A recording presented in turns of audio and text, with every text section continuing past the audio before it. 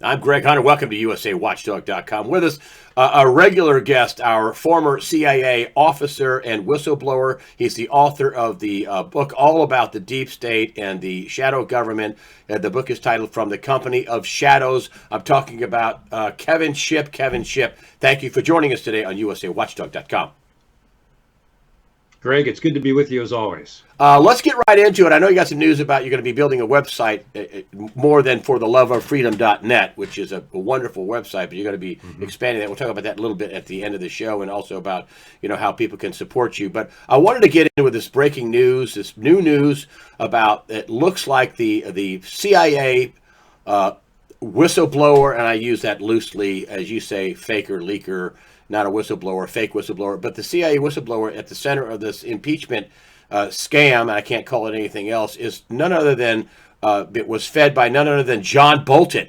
And you had been saying that John Bolton was likely the person. This is now breaking on shows like Laura Ingraham on Fox and others.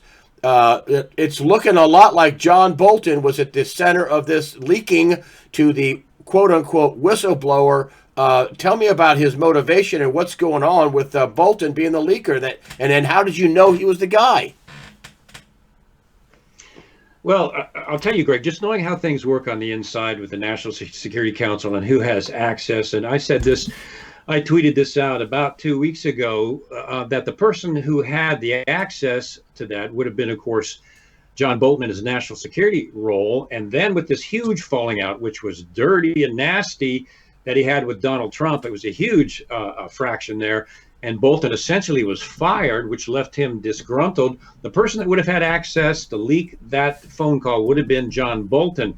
Now, some people have said Bolton is the CIA person that's a whistleblower. No, what I am convinced of and was back then was Bolton, to get back at Trump and save his own reputation, leaked this information to two former or current CIA operatives, former White House analysts. Bolton leaked that information to these so-called whistleblowers, which of course they were not. They were plants, operatives, and leakers, so that he could get his information against the president out. And that's how that all worked out. That makes him a supreme weasel. And he also, if he did this, and if he leaked the information, isn't he in some sort of legal trouble? If he's not the whistleblower, he leaked national security information to other people. I mean, right? He's not protected under the Whistleblower Act. You're a real whistleblower, and you got eviscerated by the CIA. I mean, they attempted to kill you and your family, and your pension's gone. I mean, you weren't treated with kid gloves, and we can't say who they are and who his sources are. You can't. It's absolutely real. That means that Bolton would be in some sort of trouble, would he not? Well, he would have leaked a classified conversation between the president and a foreign leader. But I think slyly, this is how he tried to do it. Instead of doing that, if he would have leaked it to the press, yeah, he'd be in legal trouble. But he tried to pull a fast one. He and Adam Schiff, who is also at the center of this, pull a fast one and give it secondhand to two CIA analysts who were in the White House, had access to those phone calls, gave it to them as the hearsay that we heard about, then had these CIA analysts, one of which was a pro-Biden person, had them blow the whistle and put them under the whistleblower protection laws, so that Bolton couldn't be caught or charged or indicted for leaking White House information. It went to a fake whistleblower who is now protected under the changed whistleblower complaint form and Whistleblower Act, so he couldn't be investigated or charged. It looks to me like it was a sly operation that started with Bolton, who leaked the information. Two ready and willing CIA analysts who became plants. They put them under the changed whistleblower complaint form in the statute to protect them from investigation, and then basically did an op, of which the mainstream media willingly took up. They did an op against the president of the United States, and I think Bolton was very possibly the leaker that started that whole ball rolling. If he is the leaker that started that ball rolling, there's no protection for him to leak it to people who were planning on going after the president and making plans with the opposing party. That's not a whistleblower. Well, it was that's an op, like you said. That is an op. You've got one person with a clearance leaking it to other people who did not have the authority to have access to those discussions between the president and Ukraine. So from one cleared person to another cleared person, thinking that maybe they could get away with it. Well, they can't. These CIA analysts had no authority to have access to these presidential phone calls whatsoever unless they were in the White House and doing the transcription, which CIA analysts do, of those calls. So if this was Bolton, it was perfectly designed to use CIA analysts who do that sort of work, but were no longer there. Actually, they were there under John Brennan. What a surprise. But it was an op. There's clearly was an op. These are not whistleblowers. I know what being a whistleblower is like, obviously. These two, the first one especially, was treated like a little teddy bear with kid gloves because he was a plant and a leaker. Not like a real whistleblower, which they try to silence and shut down and make it almost impossible to get out. So they're fakes, they're plants, they're not whistleblowers. And it appears that John Bolton was the one that intentionally leaked this information to these whistleblowers to try to get this scam going. You are an expert in the deep state. You wrote a book, very popular book, from the Company of Shadows. People should get it. It's a very interesting read. It's on your website, for theloveofreedom.net. You're an expert in shadow government, deep state, all that's going on. I mean, a lot of people are complaining that not enough has been done, and they know Hillary did this, they paid for that, and they know that people, fraudulently applied for FISA. We know that. We know Hillary has a global charity fraud. She got paid $10 million. What's up with why the prosecutions are going slow? Is this a lot bigger, deeper, larger than anybody can imagine? Well, Greg, clearly it's wide and it's deep, and the expanse of some of the criminal activity here is astounding. Many are puzzled because Barr has arrested two of Giuliani's associates, now a third, and it appears that maybe even Giuliani himself will be investigated under Barr's auspices. And these two guys allegedly contributed $250,000 to GOP candidates. And yet we've got no indictments for Hillary Clinton, who received $10 million from the Ukrainian government as the DNC instituted the beginning of its coup against Trump in Ukraine, not to mention the $45 million that was given to Hillary Clinton as part of Uranium One and put in foreign banks. So I think it was 100. I mean, you know what? I'm sorry. I got to give you a question. I think it was 145 million. No, you're right. I'm sorry. Yes, 140. So, and that we're just talking about Ukraine and Uranium One. We're not talking about all the other payoffs and bribes and scandal. We're really talking about right. that. And this the 100. Go ahead. That's right. The 145 million went into foreign banks, so it couldn't be subpoenaed by Congress, and it couldn't be obtained through FOA. So that was 145 million dollars, basically laundered in foreign banks overseas by Hillary Clinton. And the 10 million we just talked about that came from Ukraine, and yet nothing about that. And these two guys are arrested at Dulles Airport for the 250,000 alleged campaign contribution under Barr's administration, and essentially by the Attorney General Barr himself.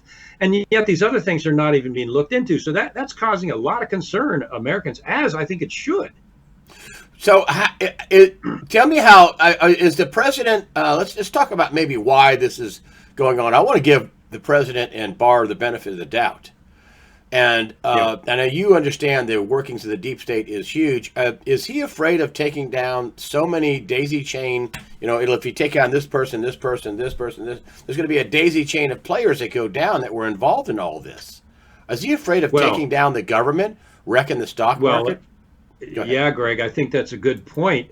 Because if these people were indicted, and we're talking high-level current and former U.S. government officials and heads of big corporations, if these people were all taken down at the same time, essentially it would cause a crisis in the U.S. government and instability. And of course, what that would do is affect the stock market dramatically. You may see a crash, and you may see a devaluation in the U.S. dollar, and on and on. I mean, it could be a massive problem for the U.S. economy.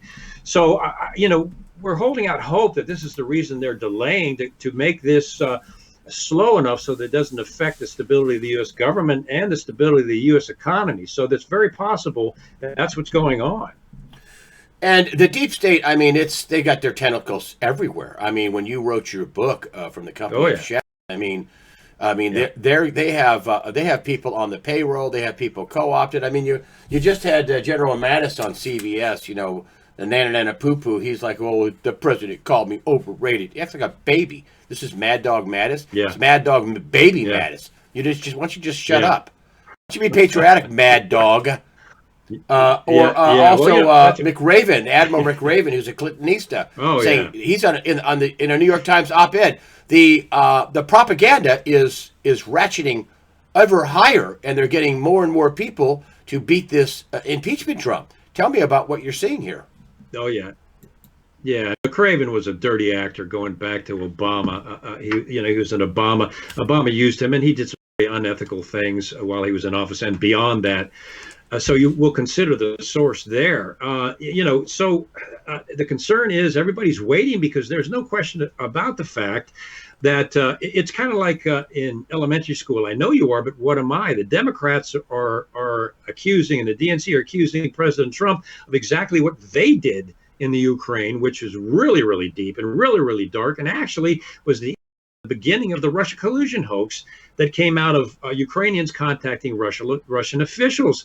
So what happened in the Ukraine under the DNC? They sent Alexander Chalupa over there specifically to dig up dirt on Trump. Paid her $71,000 a month, and that's where they created the DNC server that they wouldn't let the FBI get its hands on. CrowdStrike. Some people think that was in the United States. That was it was CrowdStrike that they allowed to touch it. And that's a whole other story. This DNC server was not in the United States. It was in the Ukraine, and it held information about the DNC operation to dig up dirt on Trump and also the initial targeting of Paul Manafort. The rest of the story. Oh, boy, I'll say it again, the rest of the story. That's where the server was. It never was in the USA. The server was abroad. It was overseas. No wonder. That's right. It was overseas. The FBI could have walked in there and said, "We'd like to see your server at DNC headquarters." Oh, no. They didn't want that anywhere in the country. Oh, that's dark. Well, yeah, and that's the important point. This DNC server was in the Ukraine, and it was being used to store data about the DNC's attempt to dig up dirt on Trump and stop his election, going way back to that point. And the Ukrainians actually were talked into by the DNC to go to these Russian oligarchs to get information on dirt, and that started the entire Russia collusion hoax. There is so much that they have to hide here that I think that they're terrified it's going to come out.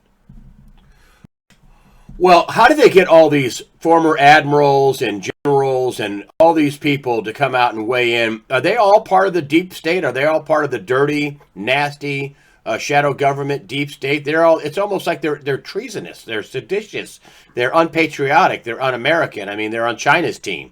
Is that what's going on here? Well, some of, in the case of McRaven, he's been an operative against conservative issues and administrations going way back. Others, I think, are disgruntled. Like Mattis is disgruntled. I think John Bolton is extremely disgruntled. And so they're coming out and talking about the president being used by the mainstream media because they have an axe to grind. How do you think this should... I mean, it just really comes down to, I think, the reason why they're pushing so hard, and you tell me, I just think if Trump has another term, and that there are a lot of people are going to get whittled down and marched to jail. A lot of people are going to go to jail over all the corruption. I mean, Trump's been tweeting out things like, it's years and years of bad government. What you're seeing is years and years of bad government. He also talked about the corruption. He's tweeted this out, that the corruption is big. It's deep. Is this just comes right down to they got a full court press on because they don't want to go to jail, the bad actors. This includes some Republicans as well. That is absolutely correct, Greg, because all of these people are engaging in this illegal activity, completely convinced that Hillary Clinton was going to be elected president, and they would actually be rewarded for these things. When Donald Trump was elected, that the shock waves ran through the deep state because, oh my gosh, they knew they'd done these things. So what did they have to do? They had to immediately attack Trump, and the impeachment investigation or effort started the day after he was elected in 2016, and they've been increasing at a fever pitch ever since. And what they were doing in Ukraine was an abomination. And now that is coming out, and they want to stop that. They have to stop that at all costs because they know if they don't, and this does come out in Trump's second term, some of these people are going to be indicted without question. Could some of them be indicted now? It looks like it. That's one of the things I talked to you about, was that, on one side you see Barr, you're going after corruption by going after Giuliani's friends and associates. And on the other side, I see, people like Brennan on there who's obviously worried, and also Clapper, who's out again throwing Obama under the bus, saying he ordered all this. So I see that Clacker's the director of national intelligence. He's actually Brennan's boss. He oversees him, or did in the Obama administration. But you're seeing Clapper just saying Obama did it. I mean, that's what you've been saying, that Obama, this is his operation. What does that mean?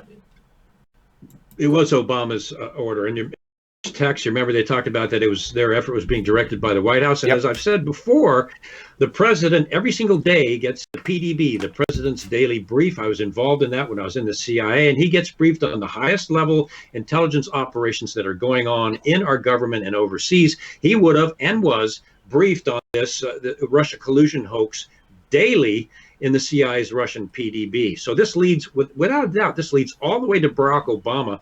He's powerfully insulated by the global elite and elites in this country and some of the political people connected to him. So far, they haven't been able to get close to him. But I'm telling you, Greg, this leads all the way to former President Barack Obama, who instituted and organizes this whole thing in Ukraine. There were representatives, senior staffers of Obama were in Ukraine with Alexander Chalupa searching for dirt on Donald Trump. There were also, I think, Hillary Clinton's senior staff attorney was in Ukraine assisting these people. This was the Obama administration in Ukraine trying to dig dirt up on Donald Trump. And of course, Biden comes in and literally does threaten to withhold aid as part of that whole picture. This is deep, it's dark, it involves criminal activity. And in my view, it goes all the way to former President Barack Obama. Who are he's not the boss. I mean, he's an errand boy. Who are the oligarchs? Paul Craig Roberts brought this up, the oligarchs. And I suspect it means the people on the Council on Foreign Relations, the people attending the Bilderberg, the people, worshiping the owl out there in the Bohemian Grove. Who are the oligarchs? The Rockefellers, the Rothschilds, the Soroses, the Pacer family, all these other. Who are the oligarchs? Who are the paymasters of these errand boys like Obama? Well, in this case, in terms of the oligarch that's chiefly responsible, it'll be George Soros. Soros gave $21 million into Barack Obama's campaign, $21 million into Hillary Clinton's campaign. And we know now that Soros's fingerprints are all over the DNC's attempt to dig up in Ukraine on Donald Trump. That was an NGO that was run and sponsored and paid for by George Soros. His fingerprints are all over this Ukraine thing. And of course, now his money and power is being put behind trying to destroy Donald Trump and get people's attention off what they did in Ukraine and on Donald Trump. How bad is this fight going to get? Can you just kind of handicap this? I know that you have an off-the-grid system at where you live in your relatively secret location in the eastern United States. How bad do you think this is going to get? This is not getting better at the moment. It's going to get ugly. How ugly is this going to get?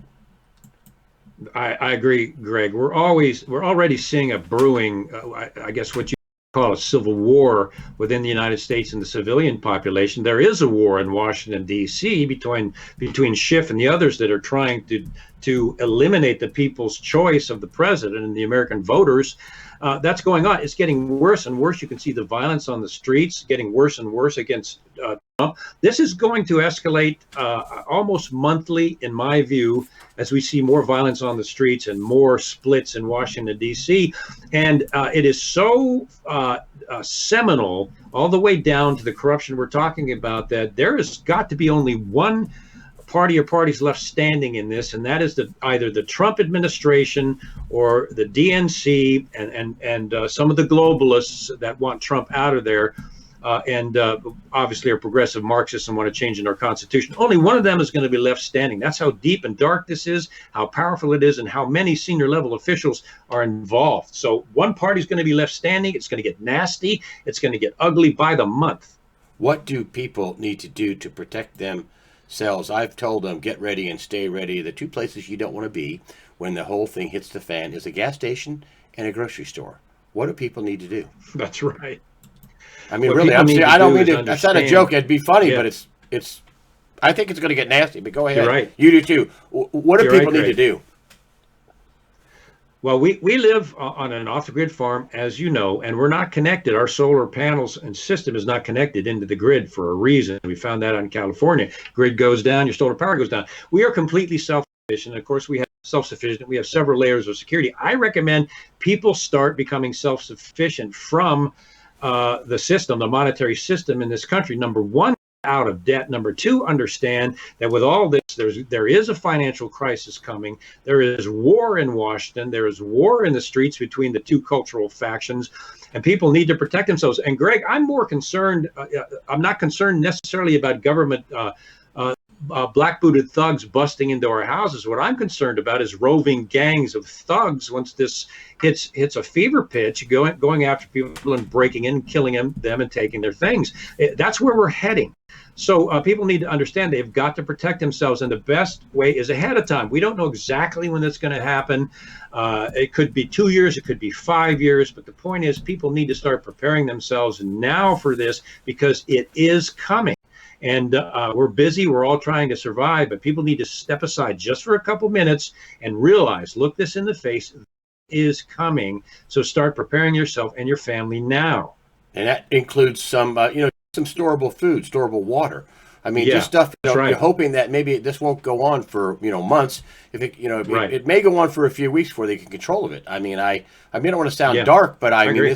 this is not getting better. I mean, the propaganda has gone into overdrive. I mean, I watched the CBS Evening News or CBS Overnights, and there was just one story after another. And I'm watching stories and looking at the makeup of the story. It's just one piece of propaganda. One little cupcake came on and said, it was reported that Donald Trump had a meltdown. Are you a network report? It was reported by the Democrats. Yeah. I mean, Donald Trump and the Republicans reported something that Pelosi had a meltdown. I mean, that's a he said, she said if I ever saw it. But I mean, the propaganda is over the top. And the media is involved. There's no question about it. The media leak strategy. Gain control of the mainstream media. Yeah. Do you want to They do. The DNC has gained control of the mainstream media, and they have been working on that for probably 3 decades while the American people slept. Now they've got it. Now they own the mainstream media, which is what they've been working towards. And so it's nothing but a constant stream of propaganda coming out of the mainstream media against conservatives, even against the Constitution, and for progressivism, which is essentially a Marxist line of thinking. But they've been at this for 30 years, Greg, and now they're coming out full bore because for the first time they're in jeopardy after the election of Donald Trump, which has freaked them all out. And so now the mainstream media is not hiding this anymore. They're coming out full bore, publishing fake news, eliminating stories, twisting stories to the point where it's so obvious it's ridiculous. And I think even people that sit on the couch and don't practice critical thinking are starting to see it. That's how bad it is. Yeah. I agree. You're coming up with a new website. I really appreciate you being on, for this update. I mean, it was just a very fluid situation. You're going to have a new website. You're working on that for the loveoffreedom.net. You're going to be producing more stuff in the weeks and months to come in the future. Right. It's going to take you a while to get this built. But I just wanted people to know that you're putting stuff on every day for the loveoffreedom.net. It's going to get deeper and better as time goes on. But you're putting on Shipp's notes. Is that correct? Did I have that right? It's called the Shipp Brief, and I post that every day. Yeah, that's right, every day. And it's just I just watched it. I read it yesterday. I mean, the insight that you're giving, it's just like, wow. Only somebody with your reputation and your experience could be doing something like this. Thanks. I'm surprised. Yeah, I really good. Also, that you got creamed with being a real whistleblower. You lost your pension. Your family. I've said this before. They attempted to. They did a full-on attempt to poison your family, and they actually did. You survived it. But you have places that you can donate money for the Love of Freedom. You can scroll down to the donation page. I'm just going to put it for the loveoffreedom.net on there. Also, your Patreon page, which you do intelligence briefings. Tell me about your Patreon and what people need to do to be a Patreon member and get your long-form brain power on certain issues every week. Patreon. Tell me about it. Yeah, thanks, Greg. That is patreon.com/Kevin_Shipp with 2 P's. And also on your website. Intelligence assessment every week. It's also on my website, yes. And I do a program called the Intelligence Assessment every Thursday at 7, where we get into investigate the things that the mainstream media won't touch, like Ukraine in this example. I also have training courses in surveillance detection, how to spot a liar and deception, as additional things I offer there. So the cutting edge exposés and investigations I'm doing, I'm now publishing on patreon.com. Because the fact, basically, YouTube was messing with me, demonetizing my videos and other things. I know about that. So Patreon's been a good firewall on this. Yeah, I know you do, big time. Go ahead. And it's the sponsors. Since I did lose my pension, it's the sponsors that keep us going and allow me to keep doing what I'm doing. All right, well, I'll put your Patreon page up. I'll put your fortheloveoffreedom.net up, which is very interesting. Just go there and just see what your thoughts are every day about news of the day and your perspective on it. And the thing, good call on the Bolton thing a couple of weeks ago. Now, you thought he was the source to the CIA people. Good call on that. Kevin Shipp, the book, which you can find on the website from the Company of Shadows, very interesting. Could have been written last week. I mean, it really explains what the shadow government is, the deep state, how they go after people, how deep and involved it is. And, you know, the president, I guess he's worried about taking the country down. He can't just nail everybody all at one time. He'd have half the government in jail, wouldn't he? Yeah, I think so. I think that's very possibly what's going on. Okay. All right. You brought that up in your thing. Kevin Shipp, fortheloveoffreedom.net is the website. Kevin Shipp, former CIA officer and whistleblower. Kevin Shipp, thank you for joining us today on USAWatchdog.com. Craig, always good to be with you.